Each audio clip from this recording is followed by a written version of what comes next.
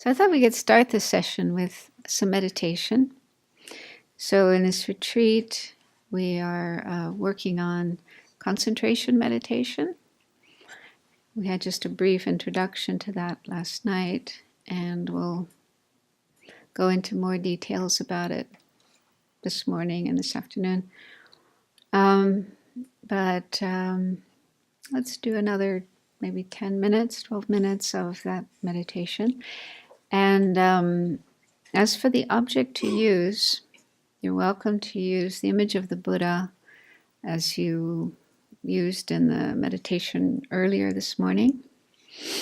And some of you may have had more experience practicing concentration using the image of the Buddha. So you're welcome to do that if you wish. You're also welcome to use the breath. And my thoughts are, for people who are new to meditation, who are just learning how to meditate, I think the breath is probably easier to use. Many people, for some people, visualization may come easily. You can quickly and easily get the image of the Buddha and be able to stay focused on it. But many people have difficulty with that. And it's something that may take a lot of work, a lot of time to be able to have that visualization. Whereas the breath is easy because it's there already. We don't have to work to create that object and focus on that object. So feel free to use either of those objects. If you've also trained in some other object and have experience with that, you're welcome to use that. So again, when it comes to concentration, there's no one object that everybody has to use. So we can try different objects and find one that works best for us. And one other thing I'd like to mention before we start is one thing that's very important in this kind of meditation, and also in any kind of meditation that we do, is to try to avoid having expectations. This is something one of my teachers, Lama Yeshe, would say to us. Don't have any expectations when you meditate, which is easy to say, but not easy to do, because it's just a habitual tendency that we have, we're always seeking happiness, pleasure, good feelings, good experiences, and our mind is just jumping from one thing to another. And the hopes, the wish, the expectation that this will do it. This will give me the happiness that I want.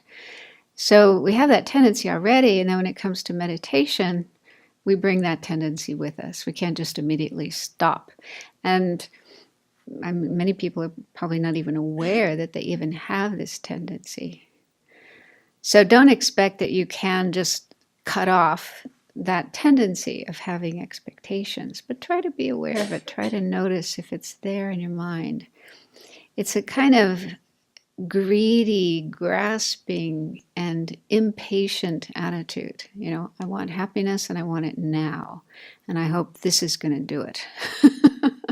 This meditation right now is going to bring me the happiness I want. It's going to take away all my problems and all my suffering.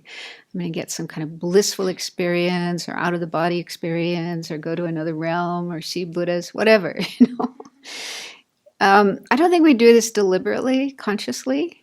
I don't think it works like that. I think it's just a kind of spontaneous thing that's, underlying our attitudes. So just to know that kind of attitude isn't helpful, and it's actually a hindrance. It's actually an obstacle. It creates obstacles to getting the results of meditation. So just try to notice if it's there. If you notice this kind of grasping for some kind of nice experience. And if you do notice it, recognize this is a troublemaker. This is not something that will help you. It's actually something that will get in your way. So try to just say goodbye to it, Let go of it. It's not a permanent thing. It's something that just comes and goes, just a state of mind. So just notice it, let it go, and go back to your meditation and just try to meditate without expecting anything. Just being happy to be here, doing the practice, doing the best we can. Yeah, and be comfortable with that, be happy with that. Okay, so make yourselves comfortable. in a position that's conducive for meditation. Your back is straight as much as possible, shoulders relaxed. You have your hands resting in your lap, right on top of left. The fingers lined up, the two thumbs touching, making a little peak above your hands.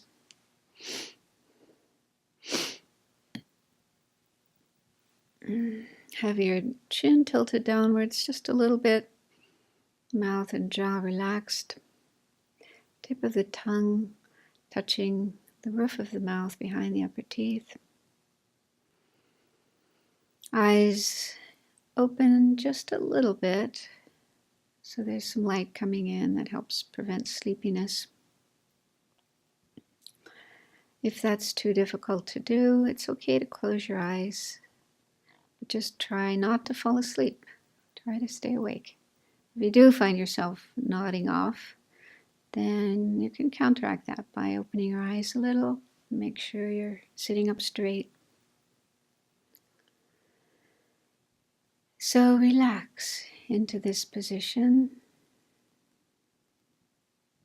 If there's any tension anywhere in your body, let it go.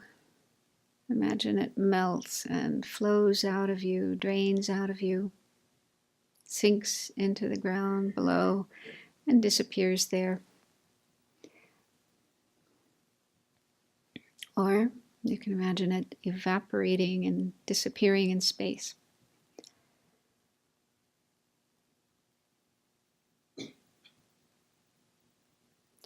So try to let go of as much tension as you can, but if there are any knots of tension that won't go away, you can't let go of, don't worry about it, don't struggle with that. Just let them be. Maybe later they'll go away. Just feel that you've done the best you can to be as relaxed as possible, as tension-free as possible, and feel, well, that's good enough for now. And let the breathing be natural. Let the breath flow in and out in a natural rhythm without controlling it. Again, if you notice any tendency in your mind towards controlling the breathing, say goodbye to that. Let go of that. That's not necessary, and it's also a hindrance. Just let the body breathe on its own.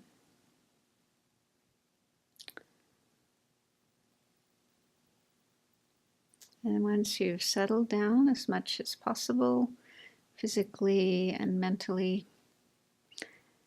then focus your mind on your object. Again, it could be the breathing, or it could be an image of the Buddha, or whatever object you wish to use. And then do your best to keep your mind on that object. And don't expect that it will stay. It takes a lot of work to get to where we can keep our mind on the object without having it wander away. So feel you're just doing the best you can to stay on the object. And when you do notice your mind has wandered away to something else, thought, sound, some other sensation in your body, anything other than your object, as soon as you realize that, gently and patiently disengage your mind from that other object. It's not something permanent. It's not going to be there all the time. It's just like a cloud in the sky. It passes through the sky and disappears. So just let go of the object, the other object, and return your attention to your meditation object. And even if you have to do this again and again and again, 50 times or 100 times in the course of the session, try not to become impatient with yourself. That doesn't help. Try to remain patient, but persistent. Keep coming back to the object again and again whenever your mind wanders away.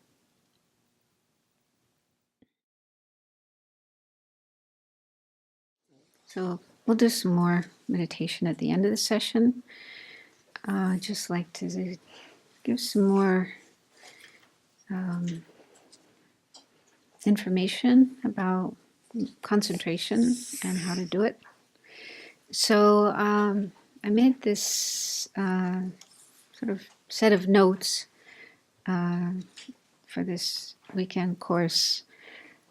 I don't know if we'll have time to get through all of this material, but we'll do our best. Did everyone get a copy? So I gathered this information from different sources. The Lamrim Chenmo, the great treatise on the stages of the path to enlightenment by Lama Tsongkhapa, and a few other sources. So I thought to first talk about what exactly is concentration, what this retreat is all about. And the term in Sanskrit for concentration is samadhi, and the Tibetan term is tingye dzin, in case you're interested. And some translators translate this term as stabilization. This is a problem when you're learning Buddhism in English and you read different books, different texts. Different translators will translate the same Tibetan word or Sanskrit word as in different forms in English. So it's helpful to know something about Sanskrit or Tibetan so you can go back and know, oh, that's what they're talking about. Otherwise, you think it's something totally different. And so if you are reading different Buddhist books, texts, then you might come across these other terms. And it's a mental factor. So in the Buddhist explanation of the mind is very complex, and it has many different parts or different facets to it. Some of these are called primary minds or main minds, and then there's also mental factors, of which there are, usually they talk about 51 mental factors, but there's actually more than that. So mental factors are just different aspects of our mind. They include our emotions, such as anger, also positive emotions like compassion. So there's positive and negative aspects of the mental factors. And some of the mental factors are very crucial or instrumental in the development of our mind in meditation and for progressing up to enlightenment. So it's useful to learn about these. You probably have courses in this sometimes in Sravasti, Abbey, and there's also online courses you can do. Anyway, so concentration is one of the mental factors, and it's in a group of mental factors that are called object ascertaining mental factors. There are 5 of those. And they're on their own, they're not really virtuous or non-virtuous. They're more neutral, but they could become virtuous if they're together with other mental factors. Anyway, the function of this particular state of mind is it's a one-pointedness of mind with respect to an imputed object. So that's the definition of concentration in the texts on mental factors. And I think we need to focus mainly on the first part. This has a one-pointedness of mind.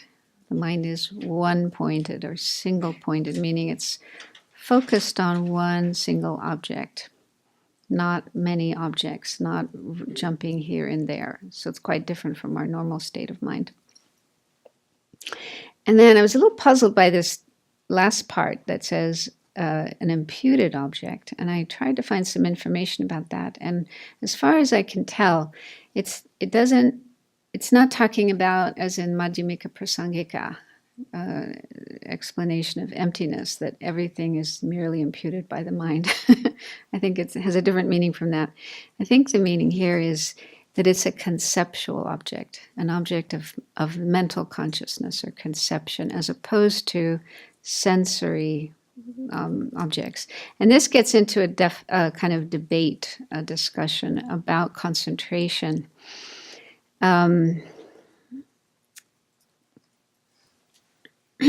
Just briefly, as I understand it, some people try to develop concentration using an object of one of the five senses. For example, looking at something, looking at an object. And in my tradition, the teachers that I've studied from say that no, that isn't correct. What we are trying to do is develop a mental consciousness. We're trying to train our mental consciousness to stay concentrated, to stay focused, not our eyes, not our visual consciousness, not our sensory consciousness. And I understand the reason for that is because eventually, once we do train our minds to have concentration, we want to join our concentration with an understanding of emptiness, the true nature of things, the wisdom realizing emptiness. We want to combine those two and have a super powerful, focused, concentrated mind that's able to look at the true nature of things, emptiness, and that state of mind is eventually able to cut through ignorance, which is the basic problem that we have. Ignorance that doesn't see the true nature of things. That is the root of all our suffering, the root of all our disturbing emotions, the thing that keeps us stuck in samsara, preventing us from attaining enlightenment and liberation. So the thing that cuts through that, the only thing, the only weapon, you might say, the only antidote to ignorance is this very powerful mind of wisdom that understands emptiness, the true nature of things. And one needs concentration, really, really, really good concentration to be able to have that kind of wisdom. So this, we're talking here about a mental, of the six types of mind, six types of consciousness. This is the mental one, not a sense one. So we really need to develop concentration with our mental consciousness, not with our sensory consciousnesses. Does that make sense, what I'm saying? If it doesn't, don't worry, you can put it aside. But on the other hand, there are cases of people who use sensory objects. In fact, I once attended a teaching by His Holiness the Sakya Trisan. He's the head of the Sakya tradition, another tradition in Buddhism. And he was teaching concentration. And he said, the way he taught it was using a blue flower. And everyone was given a little kind of drawing of a blue flower, really, really simple. He said, focus on that. So that's a visual object. And then there's the breath. What kind of object is the breath? Tactile. It's an object of a sensory mind, a sensory consciousness.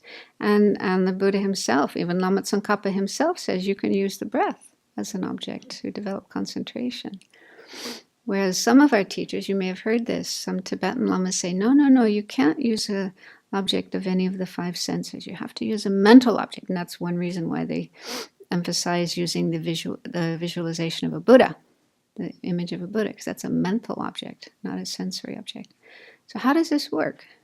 So I finally found the solution to this. In the Theravada tradition, the Pali tradition, as His Holiness calls it, they do use the breath. And they also sometimes use visual objects. And then they develop concentration. So what they say is that initially, in the beginning, you're using this, either the breath, which is a tactile object, or, they use these discs, colored discs that are called kasinas, that you look at. So in the beginning, you have this object of the five senses.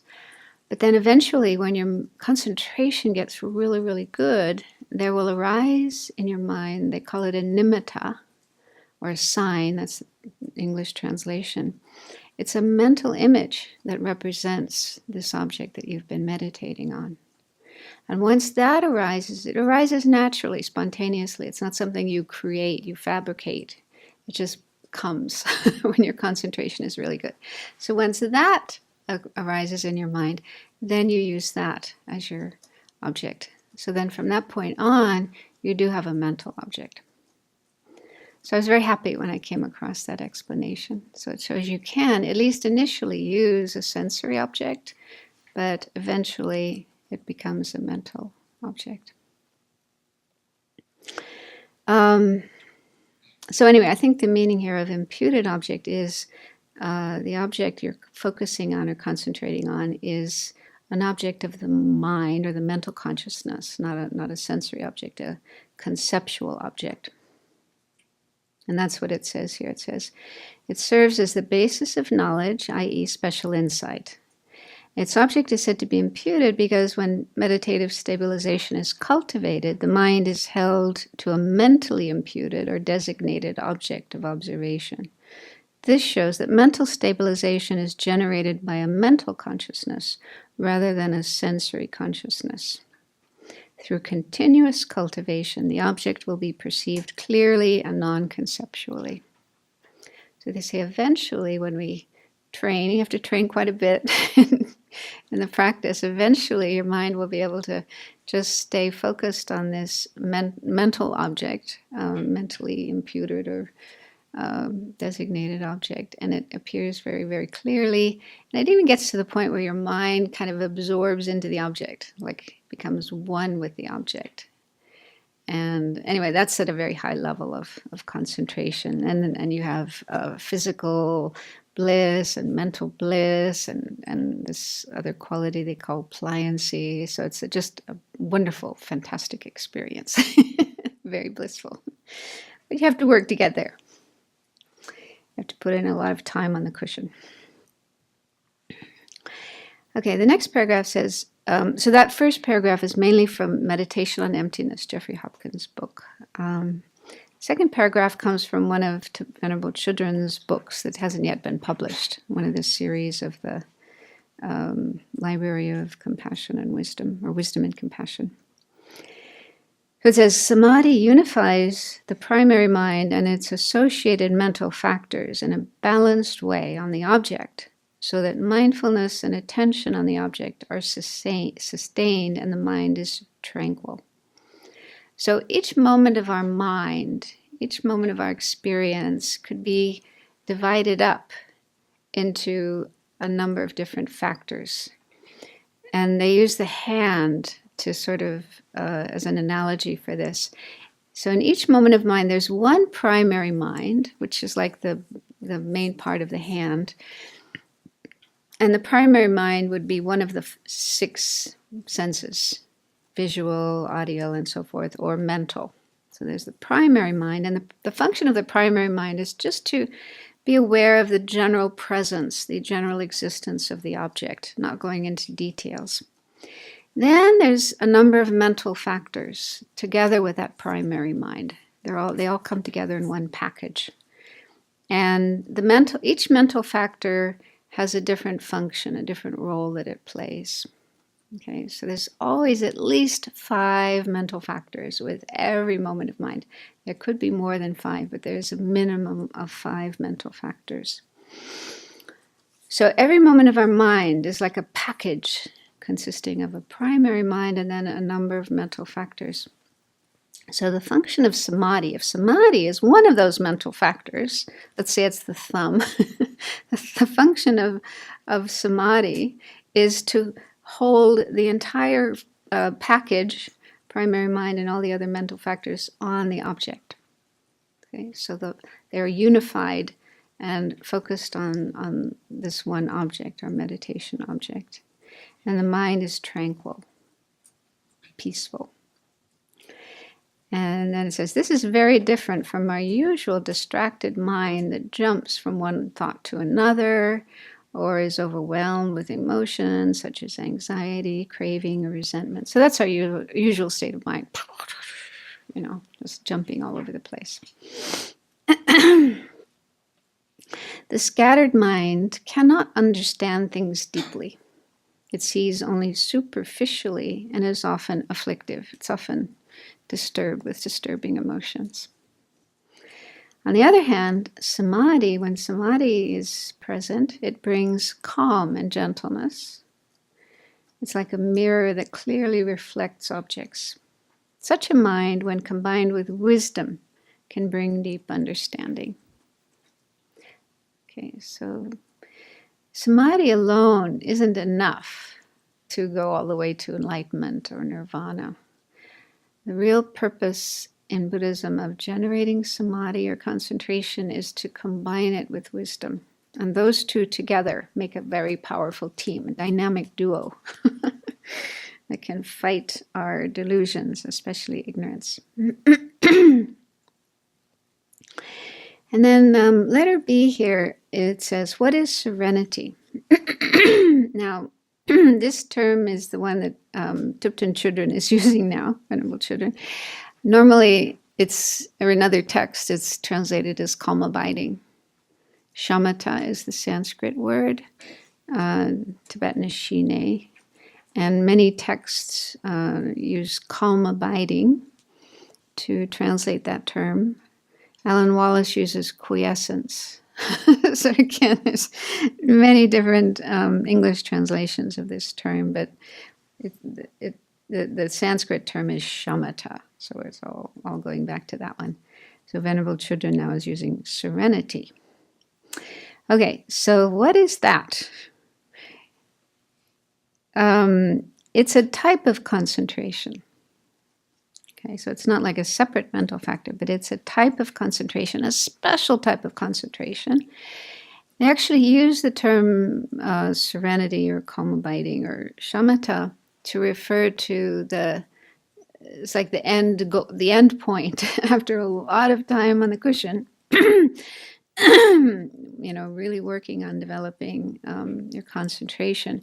When you finally get to the point where your mind is able to focus one-pointedly on your object of meditation for a long period of time, they say at least 4 hours, without distraction, without sleepiness or dullness. Okay, so it's like a really awake, alert, vivid, sharp state of mind, totally undistracted, totally focused for 4 hours. And you have this experience of physical bliss, mental bliss, pliancy. It's just, I'm not there. I haven't got there, so I can't talk from experience. But those who have say it's just the most incredible experience. It's far better than anything we've ever experienced. Even the best bliss or sex or, whatever, intoxication. The best experience you've ever had in your life pales in comparison with that experience. So it's really, really incredible. So it's a type of concentration, but a very highly developed type of concentration. It arises from meditation, and it's accompanied by the bliss of mental and physical pliancy, in which the mind abides effortlessly without fluctuation for as long as we wish on whatever virtuous object it has been placed. Okay, so concentration is more general. We all have it, like I was saying last night, and even maybe animals, have it for moments. Yeah, we're all able to concentrate on something for little periods of time. So it's something we all have, but when we work to cultivate the concentration more and more and more on a chosen object and deal with the various hindrances, faults, obstacles that come in the way, and finally get those cleared away and reach this very highly developed state of concentration. That's shamatha, or serenity. So this is a goal in Buddhism. Both Mahayana Buddhism, Theravada Buddhism, all traditions of Buddhism emphasize the importance of developing this state of mind, this super highly developed concentration. So I just wanted to point out the difference, because sometimes it's confusing. People get confused between the terms samadhi and shamatha, concentration and calm abiding. What's the difference? Okay, so I hope that's clear. Okay, letter C is the place of concentration in Buddhism. So why is it important? So the first point there is, so for the attainment of nirvana, liberation, this means a state in which one no longer has any suffering or causes of suffering. The suffering and causes of suffering have been totally cleared away from one's mind, not just temporarily, but forever, once and for all. They'll never come back. So Buddhism says there is such a state, and we can all reach it. And if you do want to reach that state, the main practices for doing so can be included in what are called the 3 higher trainings. The 3 higher trainings are ethics, ethical discipline, being a good boy and girl, behaving yourself, concentration, that's what we're talking about here, and then wisdom. Wisdom means understanding the true nature of things. So that's one sort of simple way of formulating the practices you have to do to reach nirvana. Another way is the Eightfold Path, which is talked about more in the Theravada tradition. It's in our tradition as well, but not talked about as much. But the Eightfold Path is just a more expanded way of talking about the 3 higher trainings. So we can condense the Eightfold Path into the 3 higher trainings. I'm not going to go into the details here, but anyway, concentration is found in both of those 2 lists, the 3 higher trainings, the Eightfold Path, and those are the main practices one needs to do to reach that goal of liberation, nirvana. Sometimes it's called personal liberation or personal nirvana because there are practitioners of Buddhism who are mainly concerned about themselves, getting themselves out of suffering and the causes of suffering, reaching that state of freedom or liberation. They're not thinking of doing it for everybody else, helping everyone else, but just getting themselves out. And the Buddha did teach that path. It's a valid path. And then number 2, concentration is one of the 6 perfections, which are giving, ethics, patience, joy, effort, concentration, and wisdom. And these are the principal practices for attaining Buddhahood, also called awakening or enlightenment. So our tradition, the Tibetan tradition, as well as the Zen tradition, Korean Buddhism, Chan, which is the same as Zen. So in the northern Asian countries, Tibet, Mongolia, Korea, Japan, China, and also in Vietnam, the main tradition followed is Mahayana. And in the Mahayana tradition, the goal we are working towards is Buddhahood, enlightenment, or awakening. This is a higher state than just personal liberation, because our goal is helping everybody else, all sentient beings, not just getting ourselves out of suffering, but reaching a state where we can help everybody else get out of suffering as well. So if that's our goal, we also need to develop concentration. Okay. So it's an essential part of both of these paths, whether you're aspiring for personal liberation or enlightenment to help all living beings. You have to develop concentration. And then it says the union of calm abiding, or serenity or shamatha, and special insight, which is the wisdom, the kind of wisdom, observing emptiness, is essential for both nirvana and Buddhahood. So if you want to achieve one of those 2 goals, you have to develop concentration. And number 3 says it's important to have concentration while meditating and doing other practices like purification, accumulating merit, and so on, in order to gain the full benefit of such practices. So not just talking about these higher goals that we want to achieve, but even in the practices that we may do in our daily life, meditating, or if you're doing other practices like prostration to the 35 Buddhas, making offerings, and so on and so forth. It's important to be attentive to what you're doing and not having your mind scattered all over the place to get the full benefit of these practices. Next point, this isn't so much with regard to Buddhism, but more just in a contemporary sense with regard to neuroscience and mental health, mental well-being. Western research has shown that a wandering mind is an unhappy mind. Have you heard of that? There was a study done by a couple of, I think they were psychologists at Harvard, and this is the conclusion they came to. You can look that up in the internet when you get home, not today, if you want to know more about that. But that was the conclusion, that when they found that people's minds are wandering about almost 50% of the time. About half the time, our mind isn't really paying attention to what we're doing; it's wandering away, and that this doesn't really bring happiness.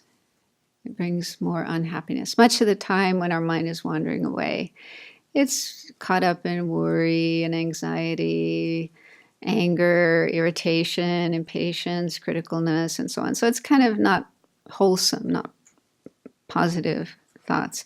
And even when we're maybe lost in fantasies, vacation in the Bahamas or a relationship with some beautiful movie star or whatever. So you could look at that, does that really make me happy? Maybe at the moment, at the time when your mind is caught up in that fantasy, you feel some pleasure. But then how long does that pleasure last? And eventually the bubble bursts. And you realize you're not really where your fantasy took you to. You're at your desk in your office with a pile of work to do and a deadline and lots of noise around you and feeling completely stressed or whatever. Okay, so it just temporarily takes you away from the present, from your problems, but eventually you come back to your problems, and you might even feel worse about things. This contrast between the fantasy and the reality, is so great that you may end up feeling more unhappy, more stressed about your problems instead of finding ways of dealing with your stress and your problems. So anyway, those are my thoughts about that, but you can investigate that for yourself. Okay, so the conclusion here is that concentration is important even for happiness here and now. Happiness and success, just in our work, in our life, our relationships, and so on. It's really important to have concentration. And sometimes they use the word attention rather than concentration. Actually, the word concentration itself could be a little problematic. I think for some people, you might have the sense concentration means squeezing, pushing, tight. Maybe you have a voice in your mind of your parent or your teacher saying, concentrate on your homework, concentrate on what you're doing. All right, so the word concentration, might not trigger off such nice feelings. Feel free to use some other word. But ideally, when we do concentration meditation, it shouldn't be tight and tense and pushy. It should be relaxed. Alan Wallace, who's done a lot of practice of calm abiding and also teaches it and has written books about it, he really emphasizes this point of being relaxed. Especially, he says, us Westerners, we tend to be very, tense. And he had that experience himself. He did this shamatha retreat, calm abiding retreat. He was really pushing himself, meditating many hours a day, not letting his mind wander anywhere. And he just ended up with, a lot of stress. So he realized that doesn't work. So he says it's very, very important to be relaxed. Physically relaxed, mentally relaxed. So I'm just saying that in case the word concentration to you sounds like you got to push yourself, you got to be tense and tight. Put aside those ideas. It doesn't mean that. It is important to try to keep our mind focused, try to keep our body in a good position. Still, there needs to be relaxation. So it's the ideal state is a balance between relaxation and attentiveness, focus. Don't lose relaxation for the sake of attention. Anyway, so they sometimes use the word attention. And Richard Davidson, some of you may have heard of, he's a neuroscientist who's very close to His Holiness and part of the mind science conferences. So he and his colleagues pointed out 4 keys to well-being. which are resilience, being able to bounce back after adversity, positive outlook, being able to see the good in things, yourself, others, situations. Attention, meaning being able to keep your mind focused rather than scattered and wandering. And generosity, caring, giving, being there for others. So attention is one of these four keys to well-being. So I'm just mentioning this here. If you're interested in learning more about it, you can. But anyway, the point is that even in, the contemporary world, those who are looking into finding solutions for people suffering from stress and other kinds of emotional or mental problems, they notice that attention is very important. Okay, so I want to introduce more meditation before this session finishes. Let's skip down to letter F. Letter F says the two qualities of flawless concentration. This comes from Lama Tsongkhapa's Lamrim text. And I find this helpful. These are the two main qualities we are trying to develop. Of course, we can't expect to have them immediately, but it's good to know what we should be trying to do. The first one is vivid intensity, which means the mind is very, it's the opposite of sleepiness, dullness, heaviness, darkness. Like if you tried to meditate after eating a big meal, that's probably what would happen, right? Okay, so vivid intensity is the opposite of that. Your mind is awake, alert, bright, clear. You're able to see the object in a very clear and vivid way.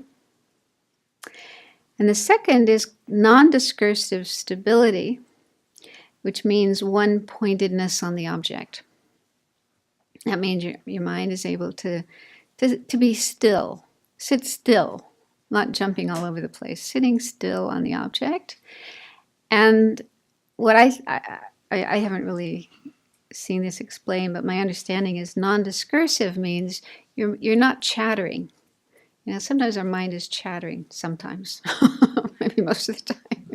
So even if you're focused on the object, your mind might be chattering about it or about other things. Have you ever noticed that?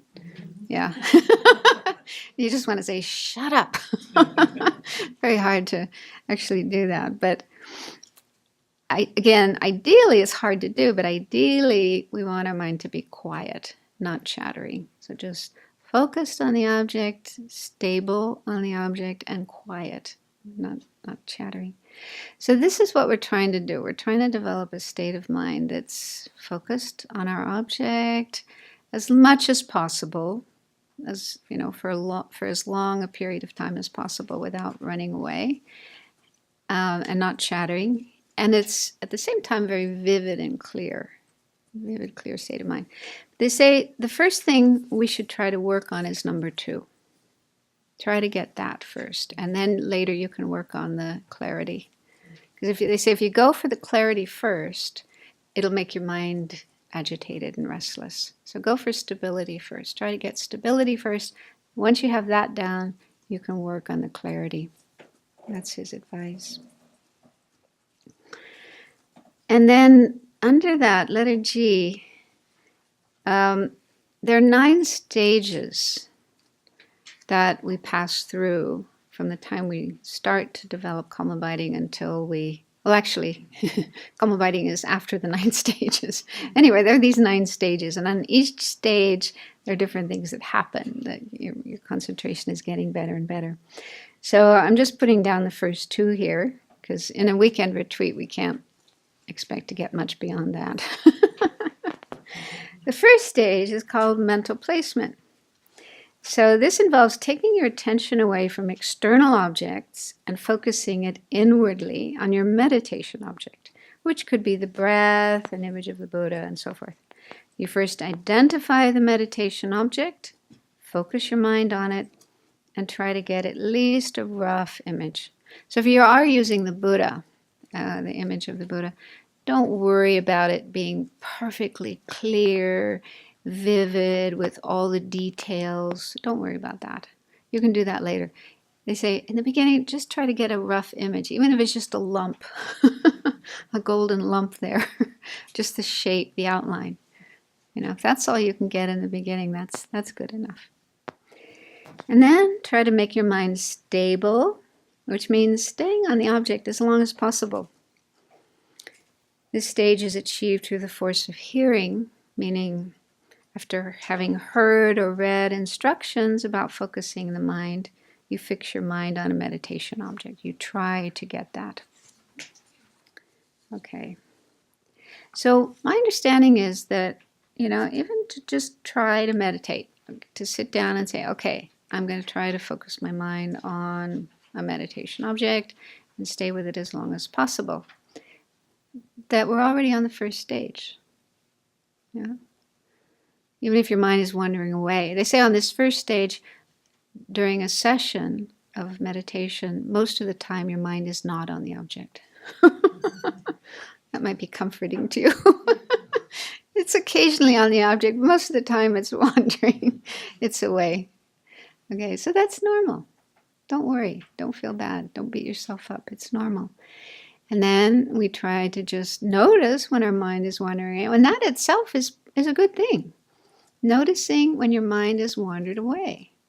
I mean, most of the people in the world, their mind is wandering all the time and they don't even know it. So just to notice when your mind is wandered away is already a good thing. Don't feel bad about it. Feel good about it. Oh, I noticed my mind has gone away. Okay, what am I supposed to do? Oh, come back to the object. Okay, come back to the object. And then again it wanders away. It's okay. It's normal. This is part of the practice. Okay, so let's try this again. Make yourself comfortable as much as you can.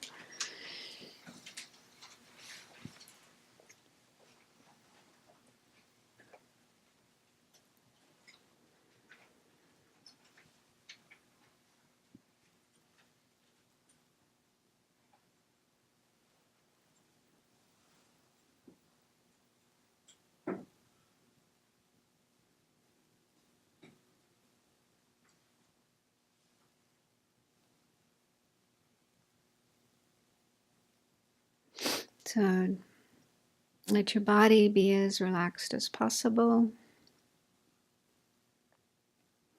Let your mind be as relaxed as possible. Try to let go of any thoughts, worries, memories, any other mental activity not related to what we're doing right here, right now. Let it go, put it aside.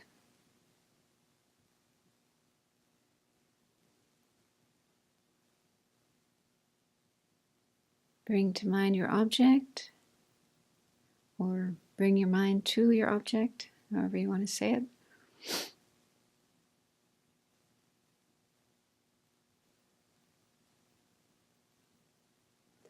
And then make the determination to do the best you can to stay on the object.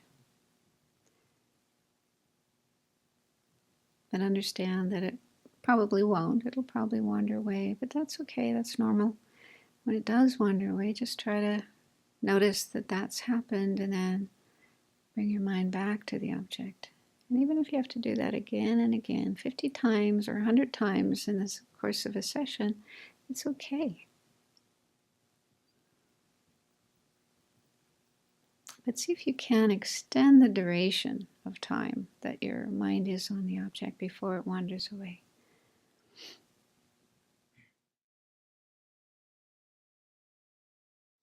So it's recommended that initially one meditate for just short periods of time and have breaks in between. And then if and when your concentration improves, you can extend the duration of your sessions and meditate for longer and longer sessions.